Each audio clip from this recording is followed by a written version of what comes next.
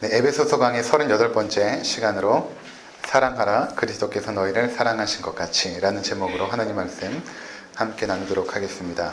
오늘 말씀 1절을 보니까 참 놀라운 말씀을 하시죠. 하나님께서 그러므로 사랑을 받는 자녀같이 너희는 하나님을 본받는 자가 되라 이렇게 말씀하십니다. 아마 성경에 나와 있는 여러 가지 말씀 중에 이 말씀처럼 위대한 말씀은 없을 것입니다. 우리에게 하나님을 본받는 자가 되라 이렇게 말씀하시는 것이죠.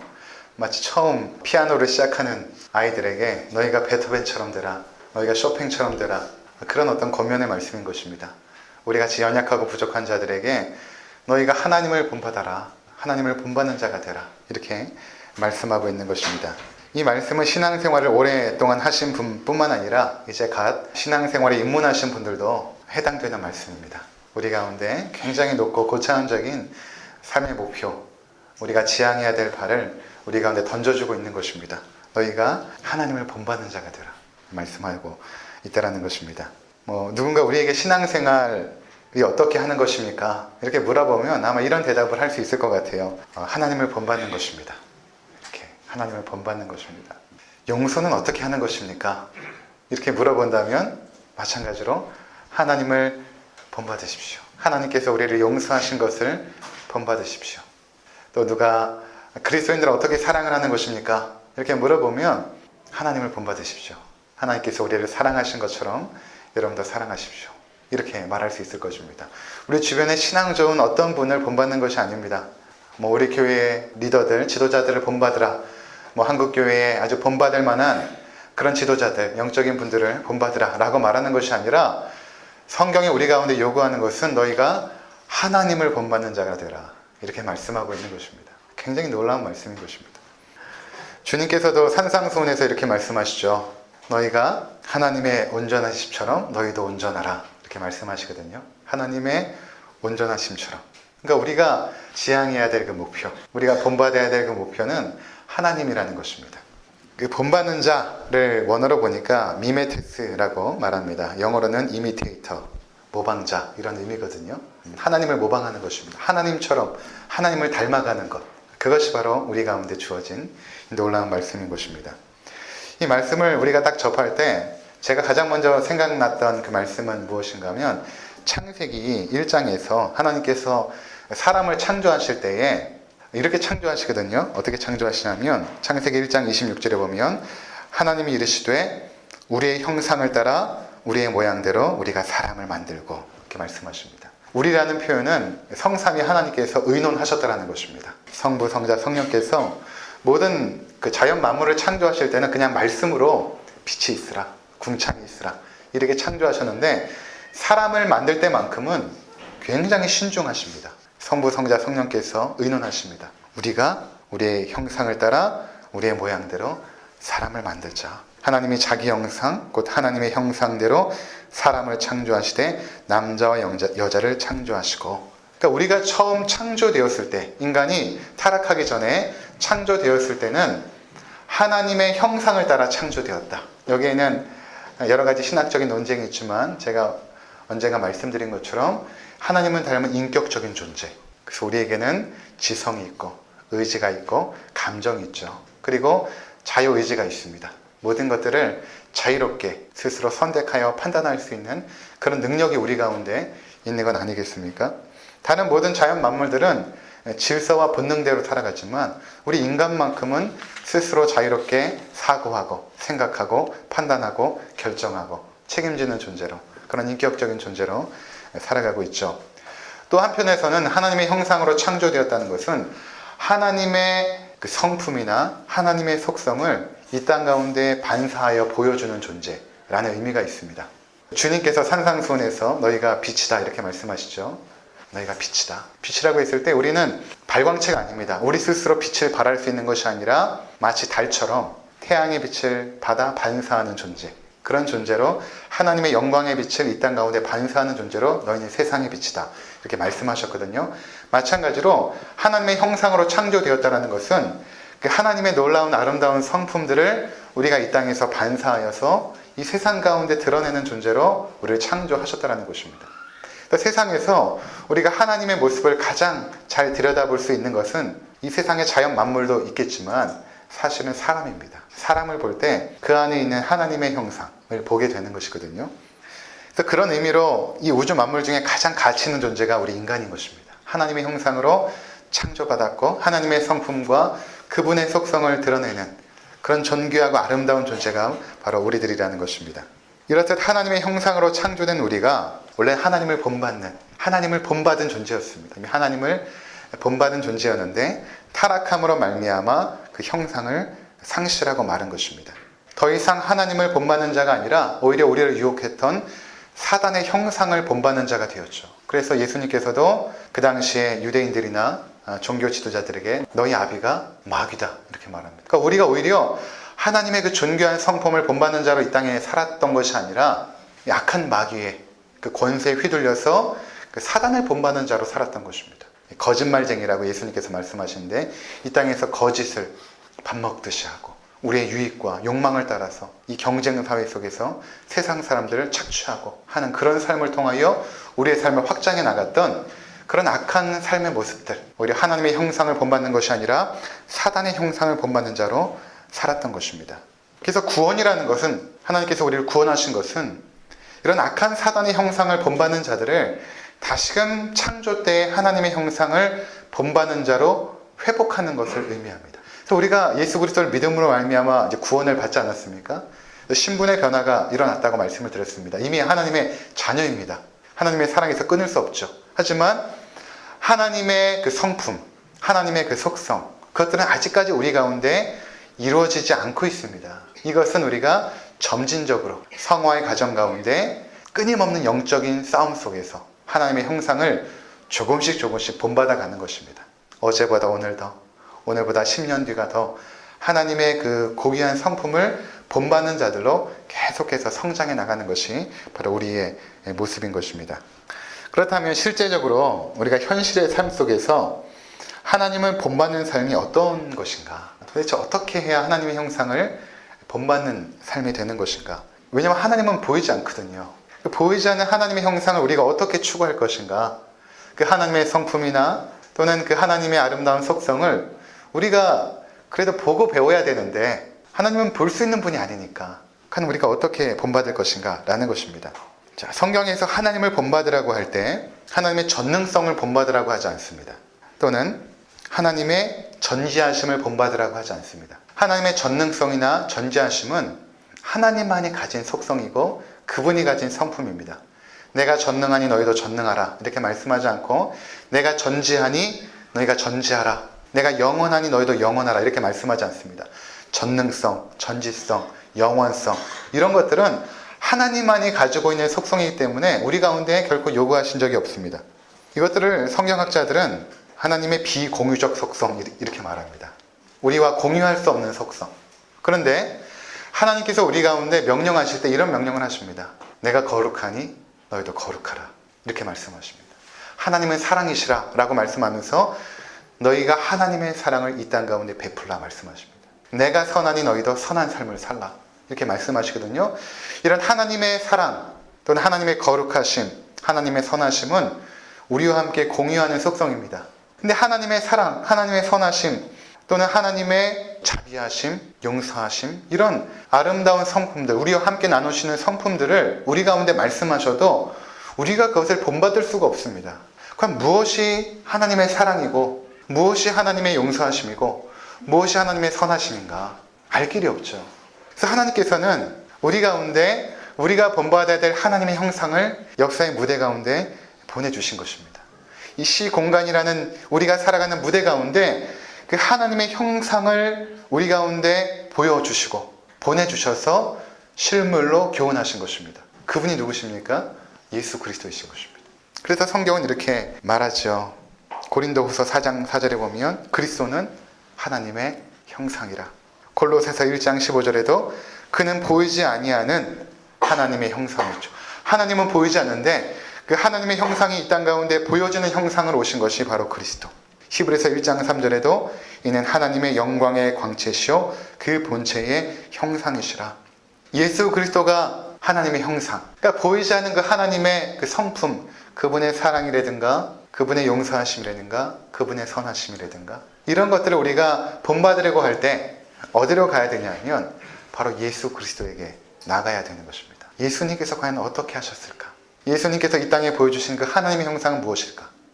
그래서 우리가 전국에 이루어가야 될 하나님의 형상은 예수 그리스도와 같은 모습인 것입니다. 그 모습을 닮아가기 위해서 지금 여기서부터 영적인 싸움을 계속 싸우고 계속되는 성화의 과정을 거쳐서 마침내 종국에는 예수 그리스도께서 보여주셨던 그 아름다운 형상의 모습을 회복해야 되는 것이 우리에게 주어진 중요한 과업이 되는 것입니다. 그렇다면 예수님께서 어떠한 성품을 우리 가운데 보여주셨는가? 여러 가지가 있지만 오늘 에베소서에서 말씀하시는 것은 지난주에는 용서에 대한 부분을 말씀하셨죠. 용서. 그리스도께서 너희를 용서하심처럼 너희가 용서하라. 오늘은 어떤 거냐면 사랑입니다. 사랑. 너희가 사랑할 때 어떻게 사랑해야 될 것인가? 하나님을 본받는 자녀처럼 사랑해야 된다. 하나님께서 사랑하신 것처럼 너희가 사랑해야 되는데 그 하나님이 너희가 보이지 않고 하나님이 어떻게 사랑했는지 보이지 않지만 그리스도께서 너희에게 베풀어준 그 사랑을 내가 너희 가운데 보여주었다. 그 사랑을 본받으라. 이렇게 말씀하고 있는 것입니다. 그래서 에베소서 5장 2절에 보시면 위하여 자신을 버리사 향기로운 제물과 희생 제물로 하나님께 드리셨느니라. 아멘. 그렇죠. 그리스도께서 너희를 사랑하신 것 같이 너희도 사랑 가운데서 행하라. 이렇게 말씀하십니다.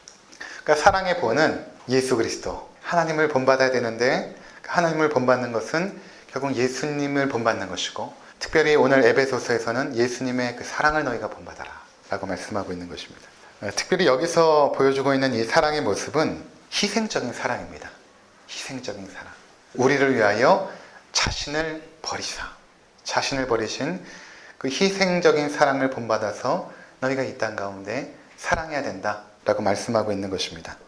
우리가 먼저 이러한 사랑을 살펴보기 전에 사랑에 대한 성경적인 개념을 좀 정리할 필요가 있습니다. 전에도 한번 말씀드린 적이 있는데 이 자리에 못 들으신 분도 계시고 또 다시 한번 반복하여 들으시면서 이 성경적인 사랑의 개념을 우리가 조금 정리를 했으면 좋겠습니다. 사랑하면 번뜩 떠오르는 생각은 어떤 남녀 간의 애틋한 사랑을 생각하죠. 어떤 그 마음의 어떤 설레임들 또는 마음의 어떤 황홀한 감정들 이런 것들을 사랑이라고 생각하기 쉽습니다. 애타는 마음 또는 두근거리는 마음. 성경에서 말하는 사랑은 이런 사랑이 아닙니다. 이것은 어떤 감정인데 성경에서는 감정을 사랑이라고 말하지 않습니다. C.H. 다트라는 신학자가 사랑에 대해서 내린 결론이 있는데 아주 의미가 있습니다. 한번 여러분 잘 들어보시기 바랍니다. 사랑은 감정이나 애정이 우선이 아니라 우선적으로 능동적인 의지의 결단이다. 능동적인 의지의 결단이다. 그러므로 감정은 명령될 수 없는 데 비하여 사랑은 명령될 수 있다. 이 의미를 제가 설명을 드리겠습니다.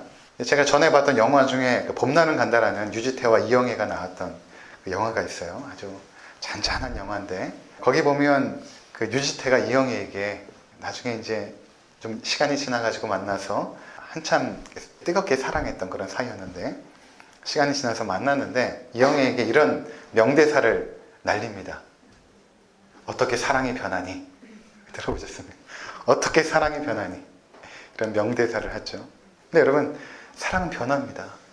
사랑을 감정이라고 한다면 하루에 12번도 더 변합니다. 그러니까 사랑은 감정이 아니라는 것입니다. 저는 이렇게 TV를 보는데 한 가수가 노래를 하는데 어떤 가사가 저한테 딱 꽂혔어요. 그래서 어저께 이렇게 찾아봤더니 이런 가사입니다.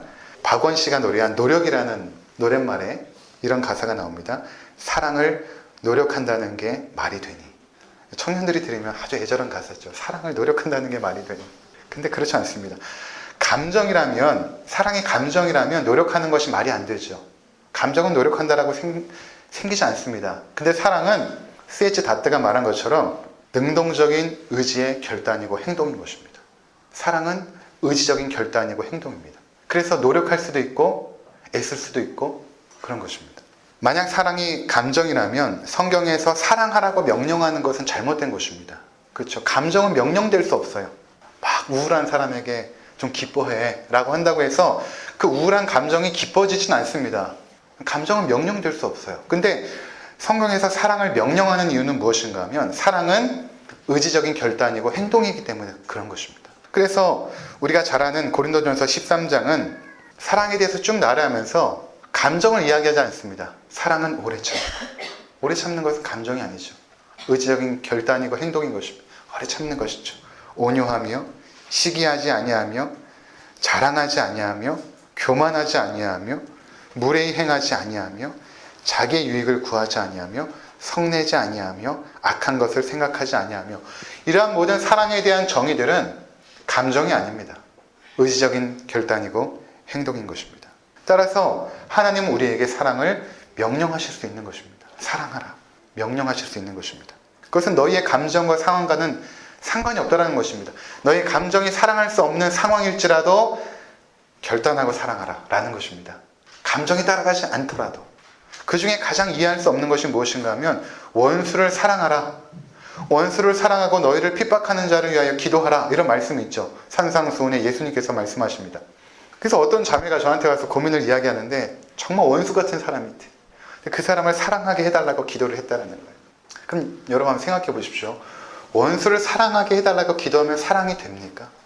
원수를 사랑하게 되면 원수가 애인이 되는 것입니다. 그런 일은 있을 수가 없어요. 성경에서 원수를 사랑하라는 말은 어떤 의미냐면 전혀 감정이 따라가지 않고 분노가 일고 정말 가서 다 복수를 하고 싶은 마음이 들지라도 결단하고 사랑하는 행위를 베풀라는 것입니다. 달로 말로 하면 이를 바득바득 갈면서 저 나쁜 놈, 저 죽일 놈, 이렇게 이를 바득바득 갈면서 의지적으로 결단하고 사랑하는 행위를 베풀라는 것입니다. 이것이 원수를 사랑하는 것입니다. 사랑의 놀라운 비밀은 사랑하기로 결단하고 사랑을 실천하게 되면 사랑하게 된다는 데 있습니다. 전혀 사랑하는 존재가 아니었는데 내가 이 사람을 사랑하기로 결단을 하고 사랑을 베풀잖아요. 그러면 그 상대방을 사랑하게 됩니다. 이게 사랑의 놀라운 신비입니다. 제가 두 아이를 입양해서 지금 키우고 있는데 처음에 희수와 이성을 만날 때 그 아이들이 전혀 사랑스럽지가 않았습니다. 전혀 사랑스럽지가 않았어요. 처음에 입양 사무소에서 제가 끌어안았던 아이가 있었는데 그 아이는 너무 사랑스러웠어요. 제가 첫눈에 반했습니다. 코도 오똑하고 눈도 예쁘고 얼마나 예쁘게 생겼는지 첫눈에 반한 것입니다. 그 아이를 한번 안고 나서 잊혀지지가 않는 거예요. 지금은 잊혀졌지만 한 1년 동안은 그 아이의 얼굴이 잊혀지지가 않아요. 너무 사랑스러워서. 근데 그 아이는 결국 생모가 키우기로 해서 저희 품에 오지 못하고 그 다음 희수를 만난 것입니다. 비 오는 수요일 저녁에 아파트 7층에 올라갔더니 컴컴한 어두운 그 거실 안에서 희수가 두 손을 번쩍 올리고 잠을 자고 있는데 꼭 원숭이 같더라고요. 이렇게 쳐다보는. 그래서 사랑스럽지 않고 좀 웃긴 거예요. 참 우습게 생겼다, 아이가.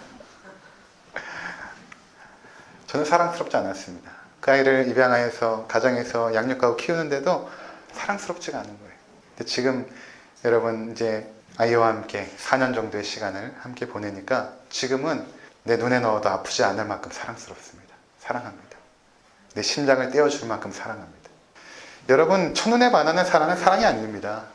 우리 청년들 기억해야 됩니다. 첫눈에 만나는 사랑을 여러분이 꿈꾸고 있다면 포기하십시오. 그 사랑이 아닙니다. 내가 사랑하기로 결단하고 사랑을 하게 되면 사랑하게 되죠. 예전에 우리 어르신들 한번 얼굴도 보지 못하고 결혼을 했는데 잘 사시는 분들 많잖아요. 그렇죠? 중매해가지고 연애도 안 하고 함께 살아가면서 사랑하게 되는 것입니다. 감정에 따라가는 것은 그 감정에 속으시면 안 됩니다. 감정에 속으면 안 됩니다. 그런 감정은 수시로 변하기 때문에 그런 것입니다. 남녀가 만나 사랑을 하여 결혼을 하죠. 살다 보면 이런저런 갈등의 애틋함이나 설렘도 사라집니다. 갈등을 일으키고 싸우기도 합니다. 당연히 성격 차이가 있을 것이고 이해하지 못하는 부분도 많을 것입니다.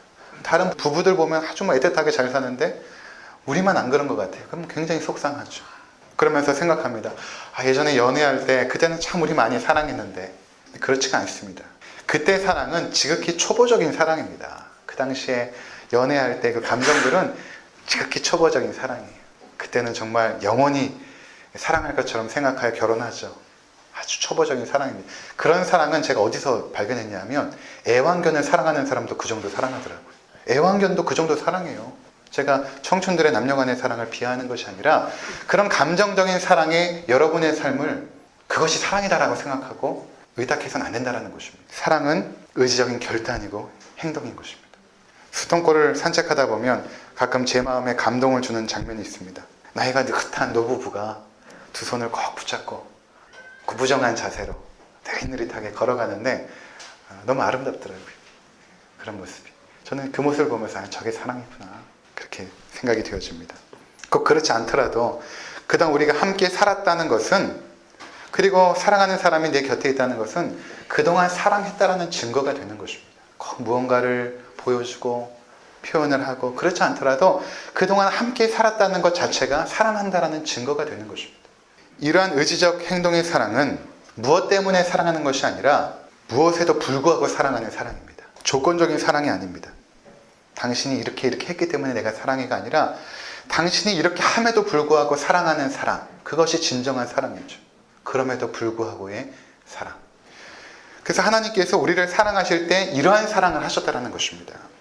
우리가 사랑받을 만해서 사랑한 것이 아니라 죄인이고 패역한 악한 마귀의 권세 안에서 하나님을 향하여 주먹을 휘둘리던 악한 자들을 그럼에도 불구하고 사랑해내신 것입니다. 그 사랑 때문에 우리가 구원을 받은 것이고. 로마서 5장 우리 잠깐 보고 오도록 하겠습니다. 로마서 5장 6절입니다. 로마서 5장 6절 함께 읽도록 하겠습니다. 우리가 아직 연약할 때에 기약대로 그리스도께서 경건하지 않은 자를 위하여 죽으셨도다. 우리 주님께서 이 불의한 우리들, 경건하지 않은 우리를 위하여 죽으셨는데 우리가 정말 사랑받을 만해서 그렇게 하신 것이 아니라 우리가 아직 연약할 때에 5장 8절입니다. 함께 읽도록 하겠습니다. 우리가 아직 죄인 되었을 때에 그리스도께서 우리를 위하여 죽으심으로 하나님께서 우리에 대한 자기의 사랑을 확증하셨느니라. 주님께서 우리를 사랑하사 십자가에 죽으셔서 그 사랑을 확증하셨는데 그때 우리는 어떤 상태였냐면 우리가 죄인 되었을 때에, 우리가 죄인이었을 때, 그럼에도 불구하고 너희가 죄인이지만 그럼에도 불구하고 내가 너희를 사랑한다. 그리고 결단하시고 십자가를 지고 죽으신 것입니다. 5장 10절입니다. 5장 10절 함께 있습니다. 곧 우리가 원수 되었을 때에 그의 아들의 죽으심으로 말미암아 하나님과 화목하게 되었은즉 화목하게 된 자로서는 더 그의 살아심으로 말미암아 구원을 받을 것이니라. 우리가 마침내 하나님의 그 놀라운 은혜와 예수 그리스도의 십자가의 공로 때문에 구원을 받게 되었는데 그때 우리가 어떤 존재였는가? 우리가 원수 되었을 때, 연약했을 때에, 죄인 되었을 때에, 그리고 원수 되었을 때에, 그럼에도 불구하고 우리를 사랑하신 것입니다. 하나님은 원수 되었던 우리를 사랑하시기로 작정하시고 우리를 구원하기 위하여 예수님을 보내신 것입니다. 그리고 성자 예수 그리스도는 원수는 우리를 사랑하셔서 이 땅에 인간이 되어 내려오시고 그 큰 사랑으로 죄인들을 가슴에 안고 십자가에 죽으신 것입니다. 그리고 죄의 문제를 해결하시고 우리를 구원하시고 하나님의 자녀 삼으신 것이죠. 지금 성경은 이 사랑을 본받으라 라고 말하고 있는 것입니다. 이 사랑을 본받으라. 내가 보여주었으니 너희가 본받으라. 이 사랑으로 말미암아 우리가 구원을 받고 하나님의 자녀가 되었습니다. 우리가 하나님의 사랑을 받는 자녀가 이제 된 것이죠. 노력해서 이런 것이 아니라 하나님의 사랑 때문에 된 것이죠. 하나님의 사랑 때문에 자녀도 되었고 하나님의 축복도 받았고 저 영원한 천국을 우리가 소유하게 된 것 아닙니까? 그때 우리는 하나님과 원수되었던 자들이었습니다. 이러한 하나님의 그 사랑, 오늘 본문에 나타난 이 하나님의 사랑, 예수 그리스도를 통하여 보여주신 그 하나님의 사랑은 결국 희생적인 사랑입니다. 희생적인 사랑. 그것을 너희가 본받아서 이제는 너희도 사랑해야 된다. 에베소서 5장 1절에 이렇게 말하고 있죠. 그러므로 사랑을 받는 자녀같이. 그러므로 사랑을 받는 자녀같이. 우리가 계속해서 사랑을 받고 있다는 것입니다. 그 하나님의 희생적인 사랑을 지금도 여전히 계속 받고 있다는 것입니다. 너희가 그 사랑을 받고 있기에 너희는 하나님을 본받는 자가 되어야 된다. 특별히 그리스도께서 보여주신 희생적인 사랑을 본받아야 된다라고 말하고 있는 것입니다. 그리스도의 사랑의 핵심은 희생입니다. 에베소서 5장 2절에 말한 것처럼 그는 우리를 위하여 자기를 버리사. 그러니까 우리가 아무리 사랑한다라고 말만 하는 것은 사랑이 아니에요. 희생이 없으면 사랑이 아닙니다. 아내가 너를 사랑해. 꽃다발을 주고 선물을 베풀고 그때로는 자기 만족의 경우가 많습니다. 그것이 아니라 희생이 따라야 됩니다. 희생이 없는 사랑은 사랑이 아닙니다. 그래서 제가 지금까지 같이 살았다는 게 사랑의 증거라고 왜 말씀드리냐면 그동안 희생한 것입니다. 서로가. 희생이 없으면 두 사람이 같이 살 수가 없습니다. 계속해서 서로가 서로를 배려하고 희생했기 때문에 같이 산 것이거든요. 사랑은 철저하게 사랑하는 이를 위해서 자기를 버리는 것입니다. 자기의 물질도 사랑하는 사람을 위하여 기꺼이 주는 것이고, 내가 가지고 있는 시간도 함께 나누는 것이고, 내가 가진 건강도 함께 나누는 것이죠. 상대를 위하여 기꺼이 내어주는 것입니다. 그를 위하여 자신을 버리사 사랑하는 사람을 위하여 나를 버리는 것입니다. 나의 물질이나 시간이나 내가 가지고 있는 자원들을 능히 사랑하는 사람을 위하여 주는 것, 그것을 주는 것. 우리가 이렇게 편안하게 예배를 드리는 이유도 우리를 위해서 희생하는 분들이 있었기 때문이죠. 우리의 부모님은 우리를 위하여 마땅히 누릴 수 있는 많은 것들을 포기하고 희생하지 않았습니까? 아이를 낳게 되면 잠도 포기해야 되고, 먹고 싶은 것, 입고 싶은 것들 다 포기하고 자녀를 양육하지 않습니까? 그 희생 때문에 우리가 여기까지 큰 것입니다. 우리가 일제강점기와 한국전쟁을 치르면서 우리를 위하여 목숨을 던지신 그런 고귀한 분들이 있었기 때문에 우리가 이렇게 자유롭게 예배를 드리는 건 아니겠습니까? 희생이 있었던 것입니다. 우리의 삶은 누군가의 희생 위에 서 있습니다. 여러분들 오늘 아침에도 이제 식사를 하고 오셨잖아요. 저도 아침에 소고기, 무, 된장국을 먹고 왔는데 저를 위해서 소가 죽은 것입니다. 그렇지 않습니까? 저를 살리기 위해서 제가 활동할 수 있도록 소가 죽은 것이죠. 삶은 죽음 위에 서 있습니다. 그 죽음 때문에, 그 희생 때문에 내가 서 있는 것입니다. 우리가 영원한 생명을 얻은 것도 예수 그리스도의 희생적인 죽음 때문에 그런 것입니다. 그래서 우리가 매월 첫 주에 성찬식을 하면서 무엇을 기념하냐면 나를 위해 희생하신 예수님, 그 죽음을 우리가 먹음으로 우리가 살아가는 것입니다. 매일마다 우리가 밥을 먹고 고기를 먹고 야채를 먹고 음식을 먹어서 살아가는 것처럼 예수 그리스도의 희생을 먹음으로 우리가 영생을 얻는 것입니다. 성찬식에 그런 의미가 있죠. 예수의 희생. 내가 하늘로부터 내려온 산떡이다. 너희 조상들의 만나를 먹고 죽었으나 너희가 나를 먹고 마시는 자는 영원히 살리라. 하늘로부터 내려온 그 산떡이신 예수 그리스도를 우리는 날마다 그 희생의 사랑을 먹고 마심으로 우리가 이렇게 살아가고 있는 것입니다. 영생을 누리면서 살아가고 있는 것입니다. 희생적 사랑이 있는 곳에 하나님의 축복이 임합니다. 제가 이렇게 많은 성도들을 보면서 각 가정을 보면 희생적 사랑이 있는 가정에는 하나님의 축복이 충만하게 임하더라고요. 어머니의 그 희생, 어머니가 누릴 수 있는 거 포기하고 자녀를 양육한 가정 치고 축복 못 받은 가정이 없더라고요. 그 아버지의 그 희생, 그것을 통하여 자녀들이 형통하고 잘 됩니다. 자녀들의 축복은 부모의 희생 위에 서 있습니다. 그리고 우리가 살아가는 목적 자체도 희생적 사랑을 하기 위해서 살아가는 것입니다.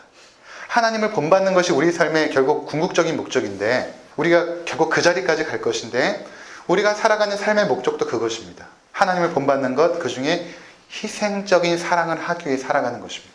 그래서 우리 부모님들이 너 공부해서 남 주냐? 이렇게 말하죠. 아닙니다. 공부해서 남에게 베풀기 위해 공부하는 것입니다. 내가 공부해서 실력 갖추고 좋은 대학 나오고 좋은 기업에 들어가서 성공해서 돈 많이 끌어모으기 위해서 공부하는 것이 아니라 나에게 그러한 능력과 자원을 가지고 남에게 희생하기 위해서 공부하는 것입니다. 이것이 삶의 목적이 되어야 돼요. 그것이 하나님을 본받는 것입니다. 우리가 가진 것이 없으면 베풀 수가 없어요. 희생이라는 것도 가진 것이 있어야 되잖아요. 가진 것이 없는데 어떻게 베풀겠습니까? 그래서 우리는 능력도 갖춰야 되고 실력도 배양해야 되는 것입니다. 부지런해야 돼요. 하나님의 백성들은 부지런했습니다. 그들은 일하는 목적 자체가 먹고 살기 위한 것이 아니라 하나님의 영광을 위해서 일했거든요. 하찮은 청소 일을 할지라도, 아주 하찮은 보이지 않는 그런 일들을 할지라도 그는 하나님 나라에 아주 귀한 일들을 하고 있는 것입니다. 그런 것들을 통하여 베푸는 것이죠. 저도 뉴질랜드에서 청소를 했거든요. 그걸로 먹고 살았는데 초등학교를 청소한 얘기를 제가 전에 한번 하지 않았습니까? 제가 그냥 먹고 살기 위해서 청소한다라고 생각하면 늘 서글펐을 것 같아요. 또 아침에 새벽에 마트에 가서 청소해야 되는데 아주 가난한 동네의 마트에 갔단 말이에요. 그러면은 거기 정말 별 쓰레기들이 천지입니다. 그 동네 안에. 그리고 안에 슈퍼마켓 안에도 거기 이제 마오리들이 자주 오는 그런 슈퍼마켓이었는데 와가지고 막 뜯어서 그냥 먹는 거예요. 그러니까 그런 막 쓰레기들도 막 널려져 있고. 근데 그것들을 막 줍고 청소하면서 야, 내가 먹고 살기 위해서 뉴질랜드까지 와서 이런 청소를 해야 되나라고 생각하면 굉장히 서러웠을 것 같아요. 근데 어떤 생각을 했냐면 내가 학교를 청소할 때는 이 학교에 아이들의 위생을 내가 책임지는 사람이다. 내가 청소를 깨끗하게 함으로 아이들이 건강하게 살 수 있다. 이 마트, 이 더러운 것을 청소함으로 하나님 나라의 귀퉁이, 한 귀퉁이를 내가 깨끗하게 말끔하게 치우고 있다. 이런 생각으로 청소를 하니까 사명감이 생기더라고요. 아, 오늘도 하나님의 나라 한 귀퉁이를 깨끗하게 치워야지. 그렇게 우리가 베푸는 정신으로 우리가 이 땅 가운데 살게 되면 우리 삶이 하나님 나라가 임하는 것이죠. 아무리 하찮은 일이 할지라도 기쁨 가운데, 감사한 가운데 그런 일들을 하지 않겠습니까? 우리 자녀들이 좋은 대학 가고 성공하고 돈 많이 버는 목적이 희생하는 사랑을 베풀기 위해서 해야 되는 것입니다. 이를 위해서 능력도 주시고 물질도 주시고 건강도 달라고 기도하시기 바랍니다. 제가 우리 자녀들을 위해서 기도하는 것들이 있어요. 우리 교회 주일학교 자녀들을 위해서 기도하는 것 중에 제목이 하나가 이것입니다. 하나님 아버지, 우리 주일학교 학생들이, 우리 자녀들이 가난한 사람들, 또 소외된 사람들, 몸이 불편한 사람들, 그들을 그냥 지나치지 못하는 가슴 따뜻한 자녀들로 자라게 해주십시오. 그리고 저들이 그들에게 무언가 베풀려고 할 때 주머니에 넉넉함이 있어서 많이 베풀고 살 수 있는 귀한 자녀들이 되게 해주십시오. 그렇게 새벽마다 기도합니다. 이렇게 살아가는 것이 우리 삶에 가장 가치 있고 의미 있기 때문에 그런 거예요. 하나님께서는 우리가 이 땅을 그냥 자신을 위해서 그냥 어설프게 살다가 하나님 나라 오기를 원치 않으십니다. 하나님을 본받는 자가 되어서 오기를 원하시죠. 그때까지 너희가 희생적 사랑을 베풀면서 살라는 것입니다. 여러분이 마지막 순간에 우리 코끝에 호흡이 닿는 순간에 여러분 삶 가운데 무엇이 남겠습니까? 여러분 통장에 잔고가 남겠습니까? 여러분이 그동안 이룬 성공의 업적들이 남겠습니까? 여러분의 그 화려한 학력들이 남아있겠습니까? 그렇지 않습니다. 내가 이 땅 가운데 하나님을 본받아서 베풀었던 희생적인 사랑만이 남는 것입니다. 그거 가지고 주님 나라 가는 것입니다. 바라기는 이 땅 가운데 이런 아름다운 복된 가치 있는 인생을 사시는 우리 모두가 되시기를 주의 이름으로 축원을 드립니다. 기도하겠습니다.